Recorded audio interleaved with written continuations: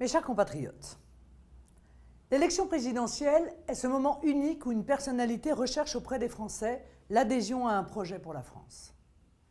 Cette rencontre, c'est le cœur même de l'élection pivot de notre République. Alors, que veulent dire un slogan et un logo de campagne? Rien. Rien s'ils ne sont justement qu'un slogan ou qu'un logo.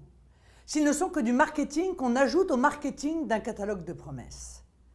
Mais un slogan et un logo de campagne disent beaucoup plus que cela. S'ils incarnent un message politique.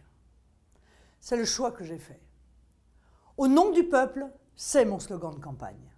Mais c'est bien davantage qu'un slogan. C'est une ligne de conduite, une profession de foi. Un rappel essentiel.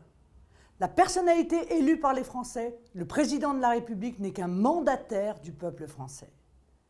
Au moment où le peuple est méprisé tout le temps, partout, j'ai voulu le remettre au centre pour rappeler une évidence, cette évidence que les Britanniques et les Américains ont portée tout récemment à la lumière du monde. Dans une démocratie, rien ne doit se faire sans le peuple. Ce ne sont pas des multinationales ou des médias qui décident pour le peuple, mais le peuple lui-même.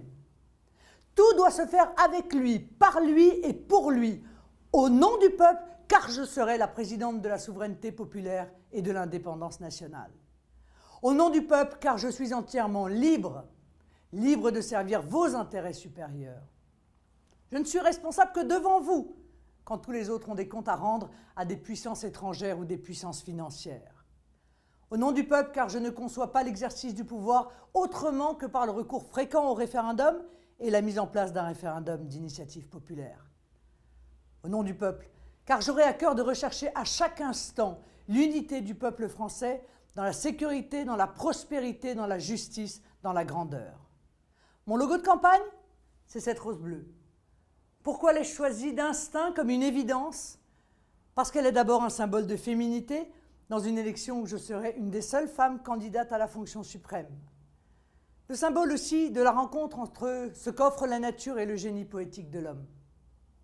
Mais surtout parce que la rose bleue, dans le langage des fleurs, c'est rendre possible l'impossible. C'est l'expression de la confiance dans l'avènement d'un événement présenté comme inaccessible.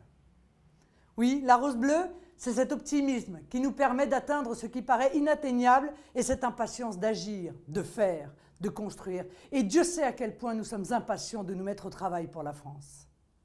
Bien sûr, certains auront une lecture plus politique et verront dans la rose le symbole de la gauche et dans la couleur bleue celui de la droite.